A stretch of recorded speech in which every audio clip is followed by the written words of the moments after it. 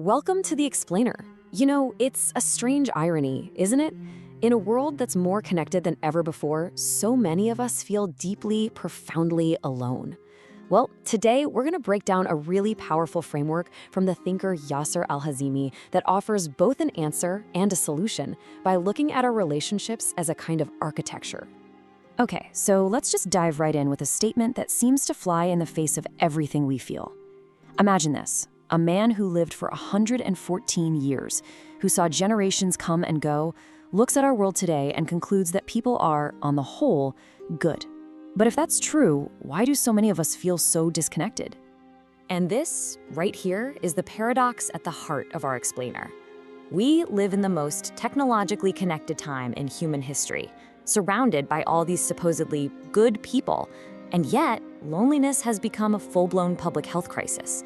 There's a massive disconnect between our environment and our actual well-being. So how do we solve this puzzle? Well, Al-Hazimi suggests we think of our relationships like we're building a house. They need a solid structure to stand strong. So today, we're going to walk through the 5 key parts of this blueprint: the spiritual bedrock, our own internal anchor, the social framework, the cracks that are appearing in our modern world, and finally, how we can actually start rebuilding. So let's start at the bottom, with the very foundation of the entire structure.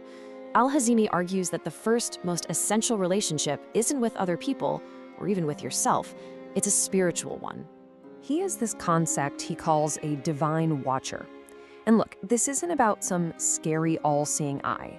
It's about having an unchanging North Star for morality and justice, something that exists completely outside of our own flawed human judgment.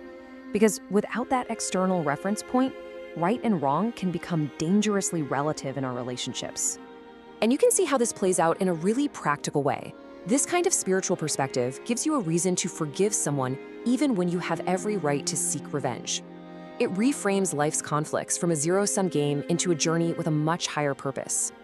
And ultimately, it pulls our interactions up, away from just being a simple what's in it for me calculation. Okay, so once that foundation is set, we can move up to the next level. The one pillar we have the most direct control over: our relationship with ourself. Because a solid spiritual bedrock is crucial. But if our own internal house isn't in order, everything else is going to be unstable. Now, this is where it gets really interesting, because Al-Hazimi is incredibly precise with his language here. He argues that the key to a healthy self is knowing the crystal clear difference between confidence and arrogance.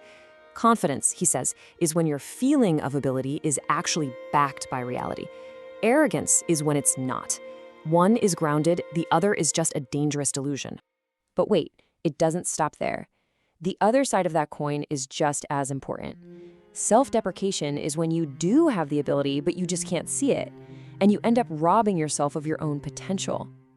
And then there's true self-awareness, which is simply knowing your limits, understanding what you can't do. A truly healthy person can navigate all 4 of these states with total honesty. All right, so we've got our foundation and our internal anchor. Now we're finally ready to build outwards. This brings us to the actual architecture of our relationships with other people. Al-Hazimi gives us this fascinating lens to view all of our interactions through. He says that in any given relationship, we're constantly shifting between 3 roles. When you give to someone or do something good for them, you become the Amir or prince. When someone gives to you, you become their Asir or captive. In a good way, a sense of positive obligation. And when you're mutually independent, you're a Nadir or a peer. So here's the crucial point. Health is all about the flow between these states. If you are always the giver, you'll eventually feel drained and taken for granted. If you're always the receiver, you become a burden. And if you're always a distant peer, you never build any real intimacy. This is where most relationships break down. They get stuck, and imbalance creates resentment.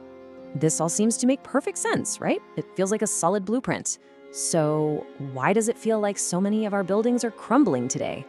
This brings us to the unique challenges of our modern era. And look, Al-Hazimi isn't some anti-progress, anti-technology guy, not at all. But he makes this brilliant point. Just like any factory, modern civilization produces toxic byproducts. And these byproducts are incredibly corrosive to the very pillars of connection we've just been talking about. And you can see this incredible domino effect here. It's like a chain reaction. It starts with losing that spiritual anchor, that shared moral compass. In that vacuum, we start focusing on the material, what we have, not who we are. That naturally leads to hyper-individualism, where my feelings become the only authority. From there, it's a really short step to seeing relationships as just cold contracts, and finally, to objectifying people entirely, reducing them from human beings to just content, or numbers, or obstacles. And maybe the most insidious byproduct of all is this one, a concept from manufacturing called planned obsolescence. We now live in a world where everything, from our phones to our friendships, feels disposable. At the very first sign of trouble, our instinct is no longer to repair, but to simply replace. So this is the world we live in. And yeah, it can feel pretty overwhelming. But here's the good news. This framework doesn't just diagnose the problem. It also offers a prescription. So how do we start rebuilding? The most fundamental step we can take is a conscious shift in our mindset. We have to move away from a purely transactional view of life, which is all about cold justice and what our rights are. Instead, we have to embrace a view based on connection and what El-Hazimi calls fadl, which basically means grace, or giving beyond what is strictly required. The question changes from, what do I get out of this, to what is the most human thing to do right now? And that big mindset shift, it actually breaks down into these really practical, everyday actions you can start doing right now. First, make a real effort to see the human being behind the job title. Second, act with grace. Give that little bit extra that isn't required. Third, when someone does something you don't understand, choose the most generous interpretation of their actions. It will change everything.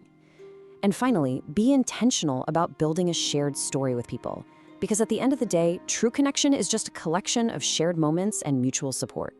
And that leaves us with a final question. You see, the modern world has built a super highway of transactions, and it makes it easier than ever to be efficient and alone. Building genuine connections requires taking the scenic route. It's slower, it's more intentional, and yeah, it demands more from us. So the real question is, which path are you going to choose to walk?